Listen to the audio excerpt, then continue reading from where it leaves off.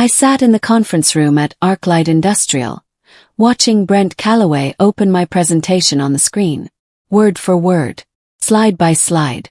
My heart hammered against my ribs as he clicked through the deck I'd spent 3 weeks perfecting. This automation model, Brent said, gesturing confidently at the screen, was my personal initiative.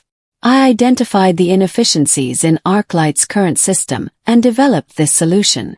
My boss, Derek Thompson, nodded approvingly. The 3 ArcLight executives leaned forward, clearly impressed. My hands went cold. I gripped the edge of the table, fighting the urge to scream that every word, every calculation, every innovative approach was mine. Brent continued smoothly until slide 12. Then an ArcLight analyst asked, "Can you explain how the machine learning algorithm handles the variance in production cycles?" Brent's confident smile flickered. His eyes darted to the screen, then back to the analyst. "Well, it uses predictive modeling too." He trailed off. The analyst waited. Derek shifted uncomfortably. I knew exactly why Brent couldn't answer. He'd never seen the final technical section. The critical piece that made everything work. 'Cause I'd encrypted it. 3 weeks earlier everything seemed normal. Derek gathered our team in the conference room and announced that ArcLight Industrial, our biggest potential client, needed a comprehensive efficiency solution. The contract could be worth millions. "Claire," Derek said, looking at me, "you'll lead the technical development. Brent, you'll collaborate on the presentation side." I nodded eagerly. This was my chance to prove myself after 5 years at the company. Brent smiled at me from across the table, seeming supportive. 2 days later, Derek pulled me aside. "For visibility purposes, I need you to share your progress with Brent regularly. Keep him in the loop." "Of course," I said, though something felt off about the request. The following week, Brent knocked on my office door. "Hey, Claire. I was thinking, why don't you send me your working deck? I can clean up the formatting, make it more polished for the clients." I hesitated. "But we were supposed to be collaborating, right?" I sent him the file that afternoon. What I didn't know was that Derek had already told Brent something very different in private. I worked every night that week, sometimes until midnight. The solution I was building wasn't just good. It was revolutionary. By implementing automated quality control checks and predictive maintenance scheduling, ArcLight could save nearly $5 million annually. I ran simulations, tested variables, refined every calculation until the model was flawless. Each successful test made my excitement grow. This wasn't just a project anymore. It was my breakthrough. On Friday night, alone in my apartment, I made a decision. I created a final technical module that contained the core algorithm, the heart of the entire solution. Then I encrypted it with a password only I knew. The summary slides I'd shared with Brent showed what the model could do. But without this final piece, no one could actually implement it or even fully understand how it worked. I updated the deck, keeping the encrypted section separate. Then I emailed Brent a clean version. "Here's the latest," I wrote. "Let me know if you need anything else." His response came minutes later. "Perfect. Thanks for being such a team player." Monday morning, Brent arrived with coffee for me. Unusual since we barely spoke outside meetings. "Thought you could use this," he said, setting a latte on my desk. "Thanks," I said, surprised by the sudden friendliness. Over the next few days he stopped by constantly. Small talk about weekend plans. Compliments on my work. Forced camaraderie that felt increasingly strange. I couldn't shake the feeling that something had shifted, though I couldn't pinpoint what. Thursday afternoon, I returned from lunch early and saw Brent leaving the executive conference room with Derek. They were both smiling, almost laughing. Brent looked like someone who'd just won the lottery. My stomach twisted with unease. Friday morning I checked the shared project folder. Brent had uploaded a presentation packet to the executive review folder. I opened it, scrolling through the slides. My research, my solution. Nowhere did my name appear. Not once. The title page read, ArcLight Efficiency Solution, prepared by Brent Calloway. My hands shook as I closed the file. That afternoon, I received a calendar invitation from HR. Quick check-in with Claire Alden. No context. No explanation. I walked to the HR office with growing dread. Patricia from HR smiled too warmly as I sat down. Claire, we wanted to have a conversation about team dynamics. Team dynamics. I repeated. We've received some concerns that you're becoming a bit territorial over the ArcLight project. Some feedback suggests you're not fully embracing the collaborative approach we value here. My mouth fell open. Territorial. I've shared everything with Brent. I've been completely transparent. Patricia's smile stayed fixed. We're not accusing you of anything. We just want to encourage you to trust the team. Sometimes, Claire, strong individual contributors struggle with letting go of control. We need you to modulate your reactions and remember that success here is collective. I left the office shaking with anger I couldn't express. Brent had positioned me as the problem. He'd framed my work as our work, and painted me as difficult for caring about credit. That evening, a LinkedIn notification appeared on my phone. A recruiter from Blue Ridge Analytics had sent me a message. Claire, we've been following your career. Would love to discuss an opportunity. Urgent. Are you available this week? I met the Blue Ridge recruiter, Vanessa Park, at a coffee shop downtown. She got straight to the point. We're expanding our industrial consulting division. Your background is exactly what we need. I'm flattered, I said carefully, but I'm in the middle of a major project. Vanessa leaned forward. Claire, I'll be direct. We know ArcLight has been frustrated with your current firm for months. Slow response times. Generic solutions. They're one difficult conversation away from switching vendors. My pulse quickened. How do you know that? We're in the same industry. Word travels. She slid a folder across the table. This is our offer. Your own project team. Full autonomy. Competitive salary. Think about it. I wanted to say yes immediately. But some stubborn part of me still hoped my company would recognize my value. I still wanted to finish what I'd started with ArcLight. Can I have a week? Yes. Of course. But Claire. Vanessa's expression turned serious. Don't wait too long. Opportunities like this don't stay open forever. I drove home with the folder on my passenger seat, my mind spinning. Back in the ArcLight conference room, Brent was still stammering through his non-answer about the algorithm. The clients exchanged confused glances. Derek's jaw tightened. The predictive modeling, Brent tried again. It basically learns from the data patterns and... Yes, but how does it account for seasonal variance? The analyst pressed. Your slides mention adaptive weighting, but I don't see the methodology. Brent's face flushed. Well, that's in the technical appendix, which we can review separately. There was no technical appendix. He was making it up. I sat perfectly still, watching panic flicker across his face. The humiliation I'd felt minutes ago transformed into something sharper. Clarity. The lead ArcLight executive, Harrison Webb, held up his hand. Gentlemen, let's pause here. This is clearly complex material. Why don't we schedule a follow-up call to dive deeper into the technical specifications? Derek forced a smile. Of course. We'll have our team prepare detailed documentation.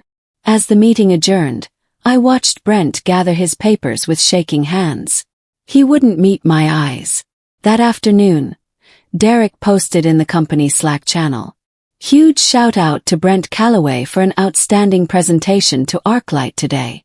This is the kind of initiative and leadership we value. Great work, Brent. Thumbs up emojis flooded the thread. Congratulations poured in. My name wasn't mentioned once. Brent stopped by my desk on his way out. Hey Claire. Thanks for all your background work on this. Teamwork makes the dream work, right? His smile was pure smugness. He thought he'd won.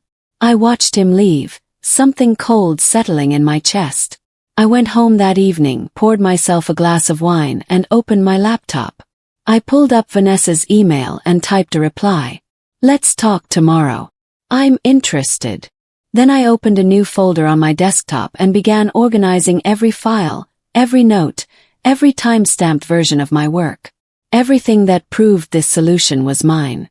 If Brent wanted war, I'd give him something much worse. I'd give him consequences. Vanessa called the next morning. "Claire, I'm thrilled. Can you come to our office this afternoon?" At Blue Ridge's headquarters, I met with their senior partners. They were sharp, professional, and genuinely interested in my ideas. Within 2 hours, they'd offered me a senior consultant position with my own project team. "We're preparing a pitch for ArcLight," one partner explained. "We know they're not satisfied with their current vendor. If you join us, you'd lead that proposal." My heart raced. "You want me to compete for ArcLight's contract?" "We want you to win it," Vanessa corrected. "Your expertise is exactly what they need. And Claire, everything you create here is yours. Full attribution. No games." I thought about Brent taking credit for my work. About Derek enabling it. About HR gaslighting me into silence. "Where do I sign?" Yes. They slid the contract across the table. I read every word carefully, then signed my name. The relief was immediate and overwhelming. "Welcome to Blue Ridge," Vanessa said, shaking my hand. "Now let's talk about ArcLight." I kept my resignation quiet while the paperwork processed. For the next week, I continued attending meetings where Brent played the visionary, soaking up praise for my ideas. Co-workers who used to be friendly grew distant. At lunch, I overheard 2 colleagues whispering about me being difficult lately, and not a team player. Brent's smear campaign was working perfectly. I didn't defend myself. I just kept my head down and worked. Every evening, I uploaded my files to a secure cloud drive. Original drafts with my name and timestamps. Email trails showing I developed everything before sharing with Brent. Version histories proving authorship. I was building an airtight case, not out of paranoia but preparation. On Thursday, an unexpected email arrived. The sender was Tyler Brooks, senior analyst at ArcLight Industrial. The subject line read, "Technical clarification needed." I opened it with trembling hands. "Ms. Alden, during last week's presentation, several technical elements were discussed that don't fully align with our understanding of the proposed system architecture. We'd like to schedule a call with you specifically to clarify the methodology. Would you be available next Tuesday?" They wanted to talk to me, not Brent. Me. I couldn't respond to ArcLight while still employed at my current company. Conflict of interest policies were clear. But in 5 days I'd be free. Friday morning I submitted my resignation letter to HR. 2 weeks notice, effective immediately. Professional, brief. No explanation beyond pursuing other opportunities. Within an hour, Derek stormed into my office. "You're resigning." "Now." "In the middle of the ArcLight project." "I've given proper notice," I said calmly. "This is incredibly unprofessional, Claire. We're at a critical juncture. The team needs you." The irony was stunning. "The team will be fine. Brent seems very capable." Derek's face reddened. "Where are you going? Who's hiring you?" "That's confidential." Brent appeared in my doorway. His expression shocked. Too shocked. Overacted. "Claire, you're leaving. But we're partners on this." I met his eyes directly. "You'll do great without me. After all, it's your initiative, right?" His face paled slightly. That afternoon HR called me back. Patricia's warm smile was gone.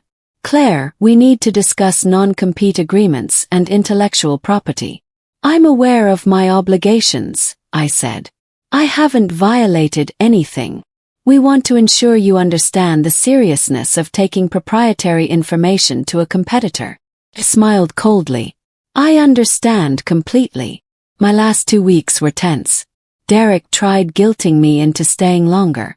Brent oscillated between fake friendliness and barely concealed hostility. Several colleagues stopped speaking to me entirely. On my final day, I packed my desk methodically.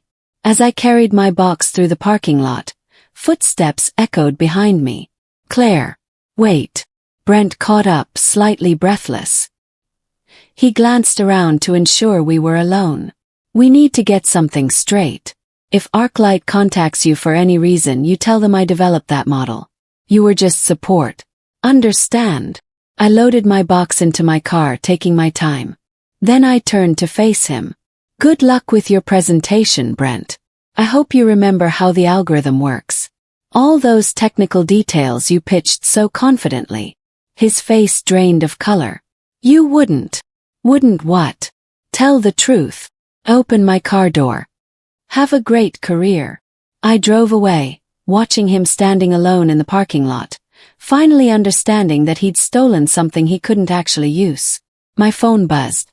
An email from Harrison Webb at ArcLight. Ms. Alden, we understand you've recently changed employment. We'd like to invite you to present your solution at Blue Ridge Analytics headquarters. Are you available next Thursday? I replied immediately. I'd be honored. At Blue Ridge, I spent 3 days preparing, not just refining the presentation but expanding it. I added implementation timelines, risk assessments, and cost-benefit analyses that went far beyond the original scope. Vanessa watched me work with growing excitement. Claire, this is exceptional. ArcLight is going to be blown away. I want it to be perfect, I said. Not to show off. Because it needs to be perfect.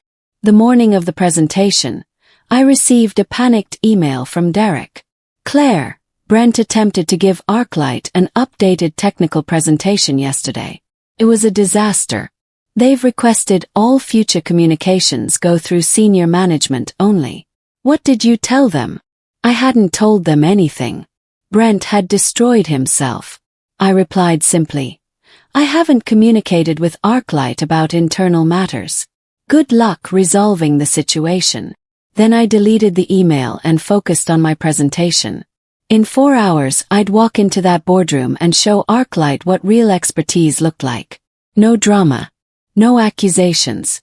Just competence, clarity, and solutions. Brent had stolen my slides.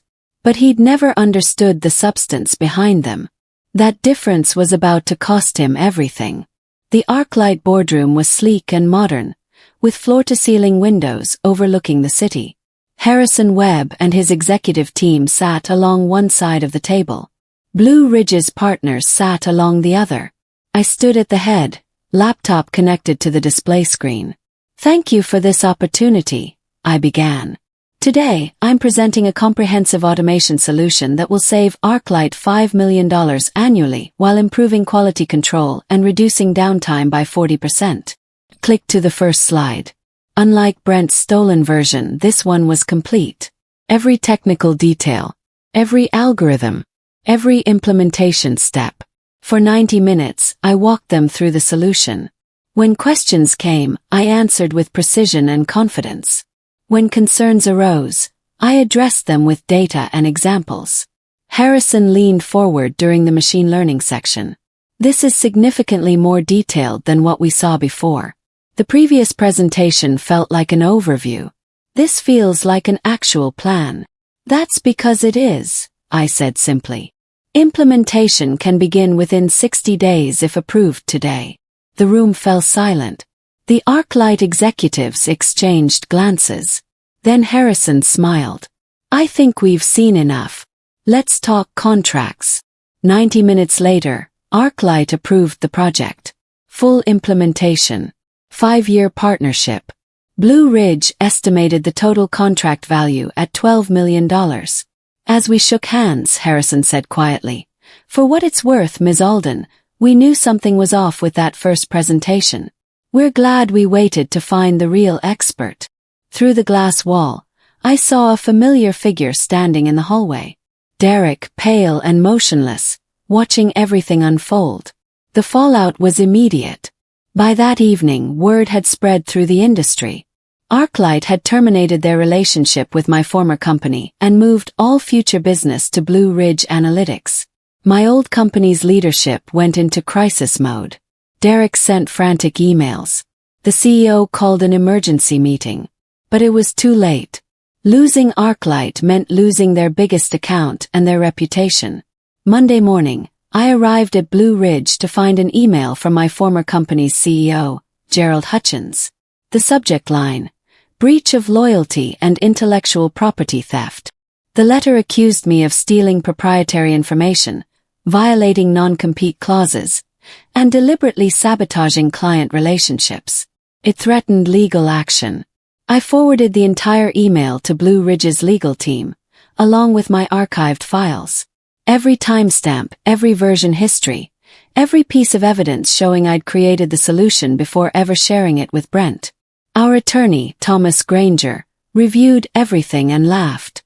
"Claire, you're not just protected. You have grounds for a countersuit if they pursue this. Your work predates their claims by weeks, and you can prove it." "I don't want a lawsuit," I said.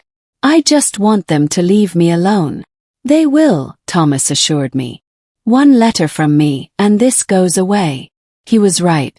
By Wednesday, Gerald sent a terse email withdrawing all accusations. That same week, I learned what happened to Brent. According to a former colleague who texted me, he'd attempted to present an updated version of my model to ArcLight the day before my presentation. Without understanding the underlying technology, he'd made claims he couldn't support and promises he couldn't keep. ArcLight's technical team tore his presentation apart. They asked pointed questions he couldn't answer. When pressed, he'd grown defensive and accused them of not understanding his vision. The meeting ended with ArcLight demanding to speak with someone who actually understood the technology. That's when they'd reached out to me. Brent was suspended pending investigation. Several colleagues reported that he'd been seen cleaning out his desk Friday afternoon, security escort beside him. I felt no satisfaction in his downfall, just a quiet sense of justice. He hadn't lost because I'd sabotaged him. He'd lost because competence eventually reveals incompetence. Meanwhile, ArcLight scheduled the implementation kickoff meeting. I'd be leading a team of 12 people, managing a multi-million-dollar project, finally receiving credit for my own work. As I prepared for that first meeting, my phone rang. Gerald Hutchins himself. "Claire, I owe you an apology." Gerald's voice was strained. "I've reviewed the situation thoroughly, and it's clear we mishandled things badly. Brent misrepresented the project ownership, and management failed to verify. Derek should have protected you." I listened in silence. "I'd like to offer you your position back. Senior consultant. Direct report to me. Significant raise. And Brent's former accounts." "You're offering me his job," I said flatly. "You deserve it. You always did. This company made mistakes, Claire, but we can correct them. Will you consider returning?" I thought about the gaslighting HR session, the stolen credit, the smear campaign, the weeks of watching Brent parade around with my achievements. "I appreciate the offer," I said carefully. "Let me think about it." "Of course. Take all the time you need." I hung up and stared at my phone. Part of me wanted to laugh at the audacity. They'd driven me out, stolen my work, and now wanted me back because they'd lost their biggest client. But another part of me wondered if going back would feel like victory or regression. I called Vanessa. "Gerald just offered me Brent's job and a big raise." "What are you going to do?" she asked. "I have no idea." For 3 days I let Gerald wait. During that time, Blue Ridge's success with ArcLight made waves across the industry. LinkedIn messages flooded my inbox. Congratulations. Interview requests. Job offers from competitors. My profile views jumped from dozens to thousands. Industry publications reached out for quotes. Vanessa told me we'd received inquiries from 3 other major companies wanting to explore similar efficiency solutions. On the 3rd day, Brent's name appeared in my message requests. I hesitated, then opened it. "Claire, I know I don't deserve your time, but I'm asking for 5 minutes. Please. I need to explain." Against my better judgment, I agreed to meet him at a neutral coffee shop. He looked terrible. Unshaven, exhausted, defeated. "Thank you for coming," he said quietly. "You have 5 minutes." I was wrong. Completely wrong. Derek told me the client preferred confident presenters, and I convinced myself that meant I should take the lead. Then I saw how good your work was, and instead of supporting you, I wanted the credit. I told myself we were a team, that it didn't matter who presented. But I knew better. I knew it was yours. He paused, struggling.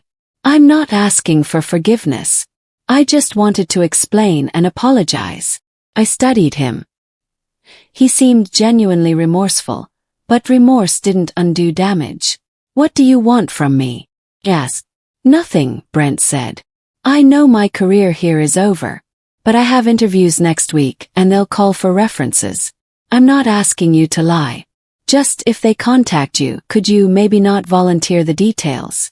I set down my coffee. You want me to help you get hired somewhere else after you tried to erase me from my own work? I know it's insane to ask. But I'm desperate, Claire. Have a mortgage. Student loans. I made a terrible mistake and I'm paying for it. I just don't want to pay for it forever. There was a long silence. Somewhere in this broken man was the colleague who'd brought me coffee and made small talk, who I'd almost considered a friend before he'd betrayed me. I won't volunteer information, I said slowly.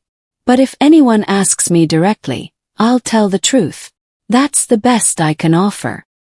His shoulders sagged with relief. Thank you. That's more than I deserve. Yes, I said. It is. I left the coffee shop feeling no triumph, just exhaustion. Revenge wasn't as satisfying as I'd imagined.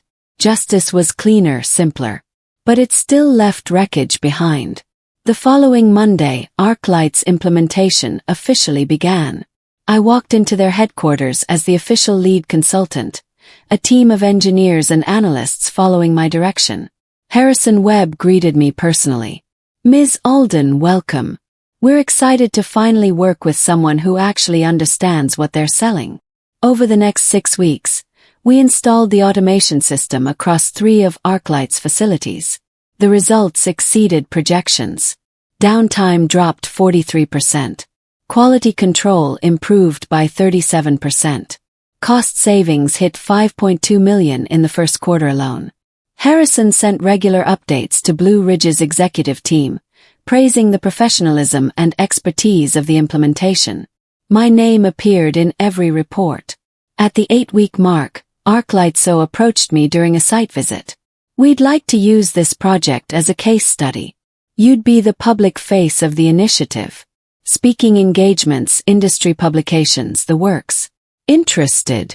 I thought about the years I'd spent in the background, watching others take credit. Absolutely.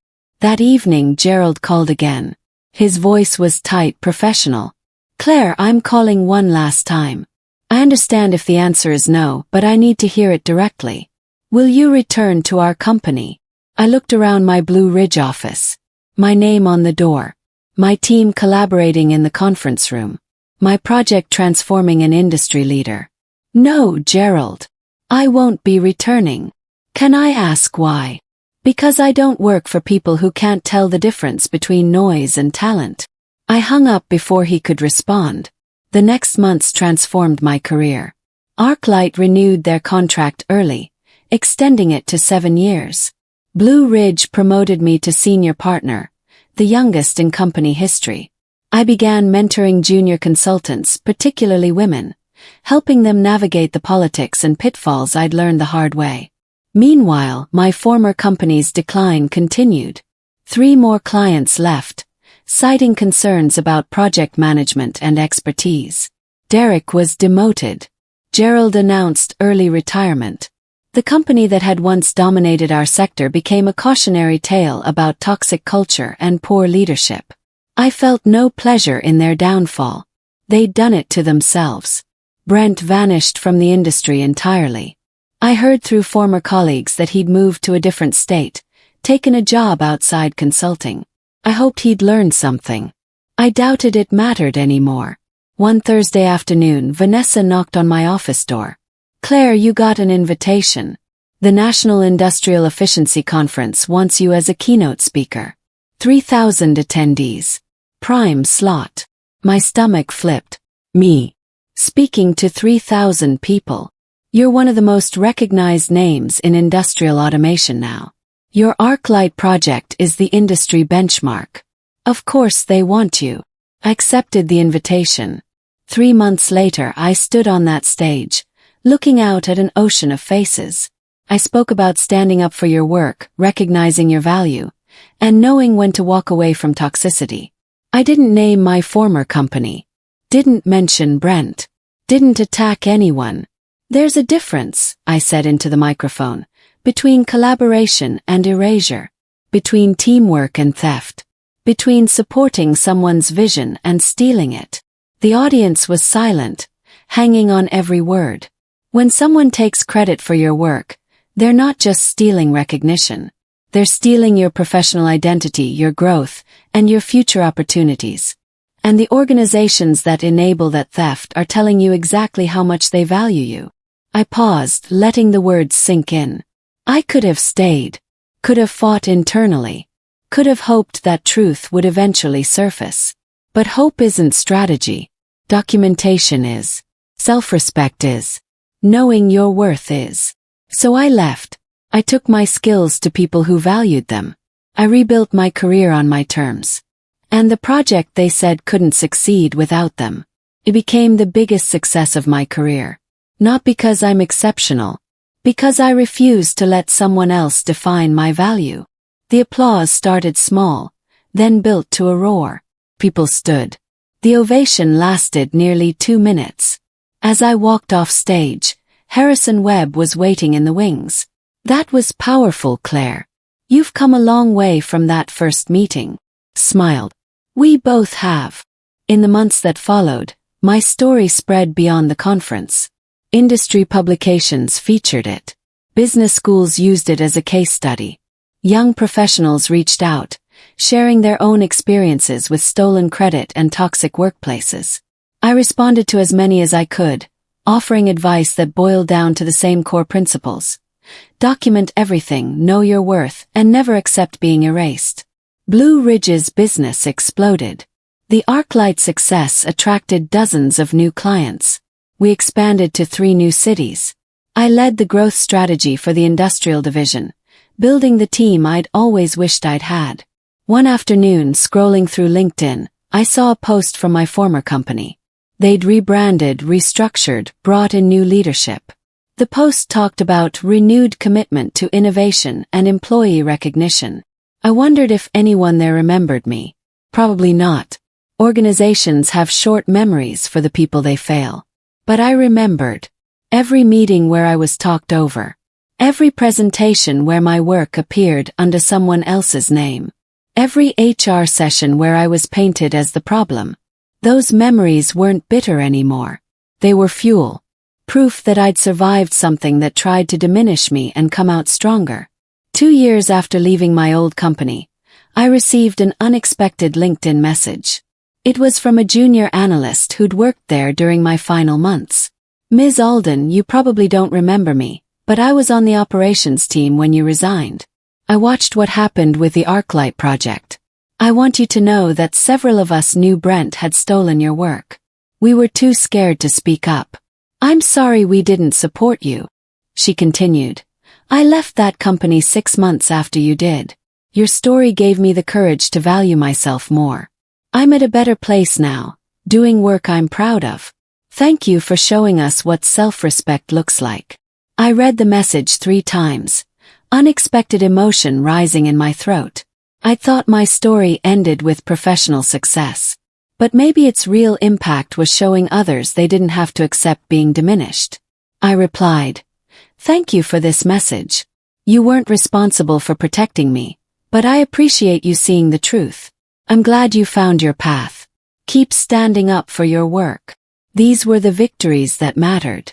Not just contracts and promotions, but creating space for others to stand up for themselves too. Last month, Blue Ridge celebrated 5 years of the ArcLight partnership. Harrison hosted a dinner for the core team, and during his toast, he said something that stayed with me. We almost made a terrible mistake 5 years ago.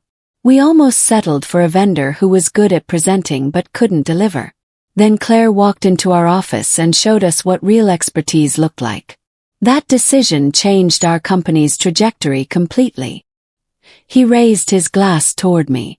To Claire Alden, the person who proved that substance always beats performance, and competence always reveals incompetence. Eventually, everyone drank. I sat there, surrounded by colleagues who respected my work, clients who valued my expertise, and a career I'd built on my own terms. I thought about Brent, standing in that conference room, fumbling through slides he didn't understand. About Derek, enabling theft because he couldn't recognize talent. About Gerald, offering me a position only after I'd succeeded elsewhere. I didn't destroy any of them. I simply removed myself from a system that didn't value me and built something better. That was the real revenge. Not pain. Not punishment. Just success they could never touch, built on work they could never steal. My phone buzzed. Another message from a young professional asking for career advice. I smiled and began typing a response. The best way to beat people who try to erase you is to become impossible to ignore.